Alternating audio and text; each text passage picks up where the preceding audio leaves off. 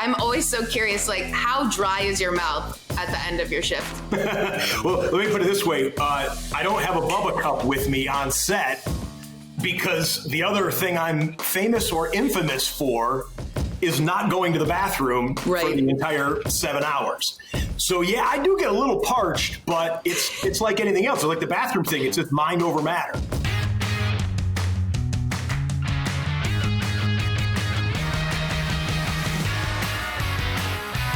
Hey guys, welcome on into Drinks with Binks. I'm Julie Stewart-Binks, of course, and we are here in Club Q, Club Q-Miss, Club Q.2, because it's the second time I'm quarantining. I'm in Canada right now, so you have to mandatory quarantine before I can go see my family, which is a good thing, because I don't want to get anyone sick. But you know what I am very excited about, other than the fact that this place is literally Christmas everywhere, is that I get to catch up with one of my old friends, one of the esteemed broadcasters in the NFL. And if you don't watch the NFL, then you're going to have no idea who this guy is. But you're going to learn who he is. And if you watch the NFL, you know everything about this guy on a Sunday. I'm so excited to be able to welcome in Scott Hanson from NFL RedZone. God, thanks so much for taking the time to catch up with us, because I know you're probably still a little parched after talking for 8 hours on Sunday. And that's why I accepted this offer, not only because of our friendship that goes back a handful of years, but because we could come with beverages to Drinks with Binks. Good to be with you, Julie. Yes, yeah, we can. And so what did you choose today for us to sip on while we chat? Okay, well, so you're in Toronto, right? So you're already in the evening. We still have sunshine here in Los Angeles, where I'm speaking to you at the moment. And so I still haven't done my workout yet today. I've had a bunch of stuff to get caught up on. So I'm going sport drink. That is a massive cup. This is called the Bubba Cup. I think it's literally the brand name of it is called the Bubba Cup. I love it. Well, I'm also drinking a sport drink. No, it is a club soda, because I always like to drink whatever my guest drinks, and I couldn't get a sport drink delivered in time. So, well, I'm sorry that I'm not with the adult beverage right now. Oh, but, no, we are very family friendly on this show. So gotta hydrate, you gotta keep in fitness shape for calling all those games on a Sunday. Toasting to you, Scott. What do you want to toast to here today? Well, I think a lot of the NFL fans that are watching this right now are probably still celebrating with us, as we just had our 200th episode of NFL RedZone, the channel that fans tell me all the time has changed the way they watch football. So that sounds like a pretty good toast. 200 yes, definitely. NFL RedZone, and here's to 200 more. It's an incredible. Congratulations, Scott. I cannot believe you have done 200 episodes of this show. Let's take a little sip. Is a straw gauche, by the way, on Drinks with Binks, is that like so tacky to go with? No, it's not. My straw is a candy cane. So, yes, it's... Okay. Which is now, I guess, part of the drink. But yeah, Scott, so of course, congratulations on 200 episodes, which is actually, you realize that's 11 years. Because I saw the footage that you guys had, it was December 6th, this past Sunday, of you back in 2009. By the way, you have not aged at all. First of all, I want to know the secret, but also how surreal was it for you to sort of look back and realize how much time has passed since that first episode? It's fun. You've done this for years. I've been in the media industry for years. I really do wish that everyone that works in our industry or the entertainment industry at large, or even in any public facing entity, I wish that everyone could have a vehicle for their career like NFL RedZone has been for mine, because it's just... It's a phenomenon in and of itself, and it happens to require apparently the same exact skill set that I possess, I guess they say. And so it's been a beautiful thing. So it was actually fun to look back. Sometimes you look back at old family photos and you cringe, or you look back and you say, oh, what was I thinking? What was I wearing? What was I, all that. It was fun to look back and to do some of the flashbacks on Sunday. And in particular, the first moments of the first on camera that I ever did 11 years ago, where I came on and I said, welcome to NFL RedZone, the channel that we hope will change the way you watch football forever. And it may have seemed like hyperbole or bombast at the time, But as I said, there hasn't been a week that's gone by since that fans haven't told me it's changed the way they watch football. It really is, like, I'm not just saying this because you're on my show, but it really is just like the best way to watch football, because I have zero attention span. I also don't, I'm Canadian, right? So I don't have necessarily a team. I'm going to say the Bills because they're the closest. Buffalo's like right across me right now. Yeah. So in that way, then you're getting all the action all the time. But I'm surprised that other sports haven't really come around as quickly. I understand like the Sunday and having all the games sort of, the windows coming on at the same time makes it easier in that way. But yep. Scott, over the years, there have been so many, it's become kind of like a cult phenomenon. Like people are dressing up like you for Halloween. They're dressing up like the witching hour. People are obsessed with the countdown clock. What's maybe some of the weirder things that you've noticed, weirder in a good way or a bad way, about this show being on air throughout the years that you've noticed? Yeah, it's a pop culture phenomenon, I guess. We were spoofed by Saturday Night Live. That's like one of those, you've made it when yes type moments. So they had some Scott Hanson knockoff host. They didn't call him Scott Hanson, but the host was going back and forth, not between NFL football games, between super drama moments of reality TV shows, dating shows, relationship shows, housewives shows. Yeah. So let's go double box where Joanne is pulling Mary's hair, and over here someone's confronting someone about infidelity, and they called it the Rosé Zone. And I thought, you know what? And it hit me out of the blue. I didn't know they were doing this or whatever. And I'm like, we have, and this was years ago, we have tapped into something in the pop culture brain when Saturday Night Live is taking your formula for doing something and making a spoof out of it. But the Halloween costumes still gets me every year. People either dress up as me or they dress up as the Quad Box or, the Witching Hour.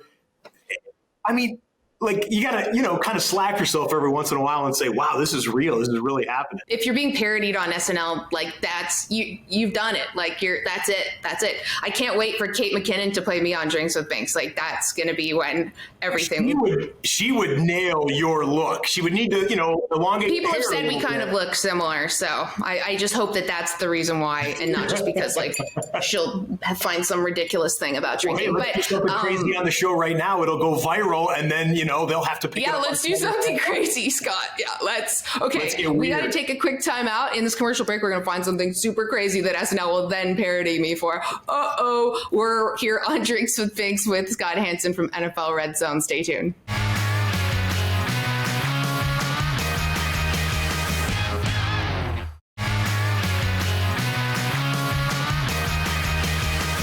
Welcome back to Drinks with Binks. I'm JSB. I'm here with Scott Hanson from NFL RedZone. And Scott, the way that you approach life and the way you approach your job is synonymous. Like you are you are the person you are on air, and one that is very excited about life. Like you have this infectious energy that really comes across through the screen, whether it's here or whether it's NFL RedZone. When I talked to Doc Emmerich when he retired, I asked him why he used so many different verbs to describe plays. And he said it was to keep himself entertained and to make the job interesting after so many years. After, 11 years it is doing the same job every Sunday, how do you keep yourself interested in what's going on? Well, that's great. I'm gonna borrow that one from Doc. By the way, since we're drinking, cheers to Doc. What a Hall of Fame. Yes. Cheers to Doc Emmerich. Career to the guy, not only the best hockey announcer, one of the greatest play-by-play announcers in any sport in history. I'll drink the Doc. Mm-hmm. I would say, to answer your question, I focus on the audience and how I perceive the audience's enjoyment of NFL RedZone. And I'll be specific because I, as much enthusiasm as I have for the NFL, I don't have a favorite NFL team. I do not. You couldn't, right? Well, technically I could. There are all kinds of people in NFL media who have a favorite team. In fact, I think I'm probably more rare in that I don't have a team that I live and die with. I grew up in the Detroit area, not too far from Toronto, as a matter of fact. In fact, when I grew up in suburban Detroit and I went to school at Syracuse University in central New York, I used to ride through Canada. I would go on the QEW to go. And I used to swing by Toronto all the time. I wonder why, drinking age might be lower, whatever. There's great stuff here. I don't know what the statute of limitations is for, any infractions that may have occurred in the 90s. But I don't have a favorite team. The Lions were my team growing up, being in Detroit. Okay. But I haven't lived there, forever. So I know that when I do one NFL Red Zone episode, we are going to show 50, 60, maybe even 70 touchdowns. And someone out there is living and dying by every one of those touchdowns, whether that's because it's their favorite team that just scored, their favorite player just scored, their fantasy football player just scored. Maybe they have a couple shekels on the game and it just flip-flop a win or a loss that way. No matter what, I don't care what game it is, what time of the game it is, someone is living and dying just on the edge of their seat. And so I try and tap into that and say, Hanson, these people have 800 channels on their television. They chose you for Sunday afternoon and for all 7 hours for a lot of our NFL Red Zone audience. I'm going to give them everything I've got. I'm going to put everything I am into it. So that's how I tap into trying to. But how do you do that? Like that's great in theory, but man, that's got to be exhausting in practice. You're like, oh well, here's a touchdown here, whatever. Like having that energy for 7 hours. Like what do you do to prepare? Yeah, this will sound dumb too, but like I try and keep my body in pretty good shape. Like I literally am like I want to live a healthy lifestyle, but there will be times when I'm on the treadmill or the elliptical or hitting weights in May or June and my energy's waning and I'm like, and I got to push through 10 more minutes. I literally say to myself, this is for the fourth quarter of week 16 on NFL Red Zone when it's late in the season and I'm tired and it's just repetitive and I might be lax in my enthusiasm. And I think, nope, you got to be able to have it to tap into it. And part of it starts physically and then it gets mentally. And then it's just a matter of, hey, Scott, you only get 17 of these episodes all year long. And it doesn't matter. I got to put my fatigue, my exhaustion, my mental just being wiped out to the side and say, serve the fans, man, serve the audience. You're like an NFL player, essentially. Say it again. You're like an NFL player. Like you're preparing for the game or preparing for the season. I mean, I don't put my body on the line like they do, but it is true. I do 7 hours on Sunday, but I'm preparing for 50, 60 hours during the week, just like the players do. Wow. Okay. A 3-hour game, they're preparing, and you'll never see their preparation. You only get to see the 3 hours. Same thing with NFL Red Zone. Yeah, I'm always curious. Okay, so now let's say it's this week upcoming. What is one area that you really focus in on after all these years? You could improvise essentially all of this if you really had to at this point. But what's one area that you're like, I definitely need to check that off my list of preparation? I would say, always quarterbacks, right? Because quarterbacks, they drive the league. So always quarterbacks. In fact, right before I joined you on the show, I was busy preparing and I was literally starting my weekly tradition is I do my own quarterback spreadsheet with how many attempts, how many completions, what their passer rating is, how many touchdowns, how many interceptions, how many times have they been sacked this year, what's their longest pass of the year, everything for all of the top 30-something quarterbacks. I would say 32, except obviously we get backups playing at this time of year, so it's a little bit more than that. So always the quarterbacks. And then in December, playoff scenarios. First place, who could leapfrog into first place? Who is a current 5 seed that could jump up into a division lead? Who's a 5 seed that might slip out of the playoff picture if they lose and someone else wins? Clinching scenarios, who's got a wild card already? Who has clinched a home game in the playoffs? Who's clinching the bye in the playoffs? All of those things I need to be airtight on, because as we roll through NFL Red Zone on a Sunday episode, those things will switch right in the middle. Like I'll literally, you'll hear me maybe even this weekend. If these scores hold up, the Pittsburgh Steelers will clinch the AFC North. That's just an example. It's not necessarily true this week, but if these scores hold up, so-and-so's in the wild card spot and so-and-so would be back to in the hunt. Or that team just takes the lead and then that scenario flips. So I've got to keep it constantly fresh in my mind. And I do that during the week. Therefore, it sounds hopefully a little bit more organic and just reactionary when it plays out in real time. Yeah, that actually almost sort of sounds like an actor in a way. You're like sort of preparing lines to then make it seem as though there's a lot of performance aspect to this, 100%. And anyone who says otherwise, it doesn't understand this industry. We have to take a quick time out, but we have a whole lot more to come with Scott Hanson from NFL RedZone on Drinks with Binks. Don't go anywhere.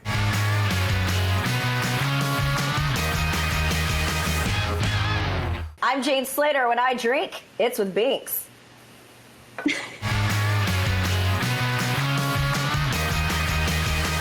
Hey guys, welcome on back to Drinks with Binks. I'm JSB. We've got Scott Hanson from NFL RedZone here. Just so many questions about how you go about your business because you have a unique job that literally you're the only person that has this job. And one thing, I want to get into some other things about you, but I'm always so curious, like how dry is your mouth at the end of your shift? Well, let me put it this way. I don't have a Bubba cup with me on set because the other thing I'm famous or infamous for is not going to the bathroom for the entire 7 hours. So yeah, I do get a little parched, but it's like anything else. It's like the bathroom thing. It's just mind over matter. Yes, and I wasn't going to ask you about that because I know you're asked about it in every single interview, and I know you can train yourself not to and all that kind of stuff. So we'll get into some more things. During the election coverage, everyone was joking about RedZone basically, and I know you are really into politics. I remember that, and you have all your TVs, your screens. I will never forget that either. Have you ever thought about? I can actually show them to you if you want to see them. Yeah, let's see the Scott Hanson wall of television. That's the media wall right over there. Wow. That's it is a newsroom. You're basically in a green room. Would you ever dip your toe into the political scene? Oh, after this year, I think I'm all tapped out with it. Part of the reason I love following politics, not only because I think it obviously impacts society, impacts our country, impacts nations, I think it really separates the professionals in our industry in broadcasting.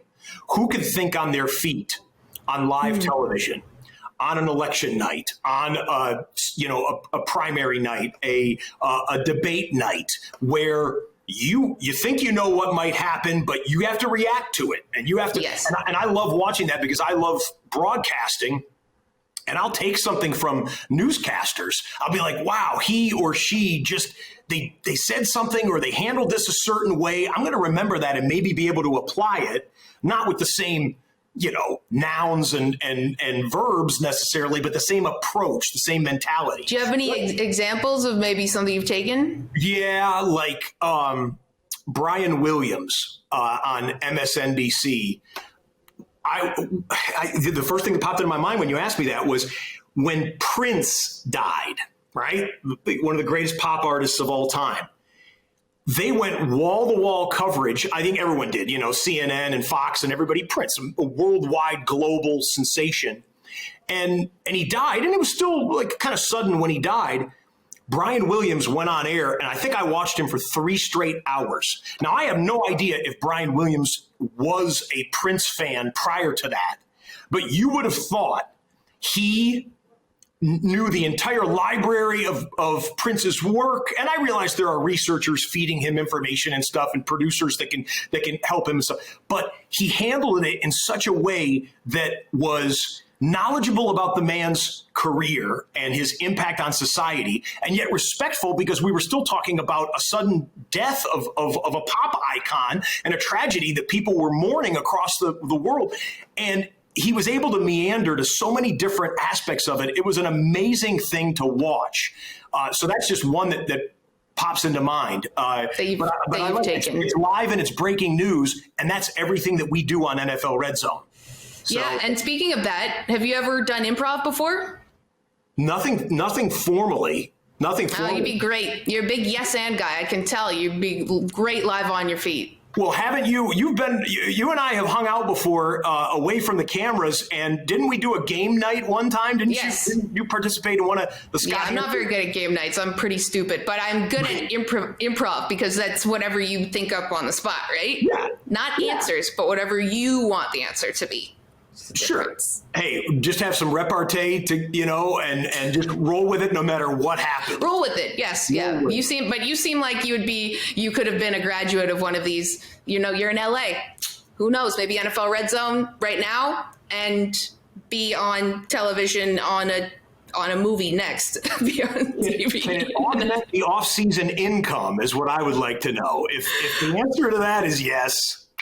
Then yes, okay. What will look for you? Okay, one question. We have just a minute in this block left, but you have done so many different things in the off season. Crossed off, hiking Mount Kilimanjaro. I hope you sang Toto at the top. I did bless the rains down in Africa when I did that. Yes. Okay. Yes. But what else is on your bucket list? You've swam with great white sharks. What else? I guess people find that interesting that I host probably the number one adrenaline rush football show on TV, right? The witching hour, live, bang, bang, bang, all these 2-minute drills coming down to the wire.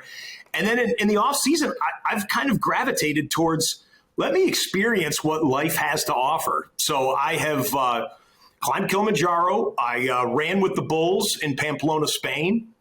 Great white shark cage diving in southern Australia and off the coast of Mexico. There's an amazing island, Guadalupe Island, about 200 miles, whatever kilometers that is, off the coast of Mexico. I've swam in the Amazon River. Wow. So yeah, there's some adventurous stuff. So what's next? What's something you haven't done? Maybe an excursion to Antarctica. I don't really know what you do there. Pet an emperor penguin on the head, Wow. Write my name in the snow, if you know what I'm saying, and then say, okay, Antarctica checked off. But yeah, probably something in Antarctica would be good. Man, that is great. Canada's on my list. I've done Canada You several haven't even been to Canada. You've literally done every experience in the world, and you've not a thrill ride in Canada, like maybe like some type of hunting or fishing or survival expedition. I feel like you have to go over Niagara Falls in a barrel. I think That's it's quite illegal. literally the only thing that seems to be on your alley. I don't think it's legal anymore. I think that's I think it's kind of not allowed, but you can still do it. We got to get to break, but we'll figure out something that Scott Hanson can do in the Great White North, because you've done everything. Got to figure something out for this guy. We have more to come on Drinks with Binks with Scott Hanson from NFL Network. Don't go anywhere.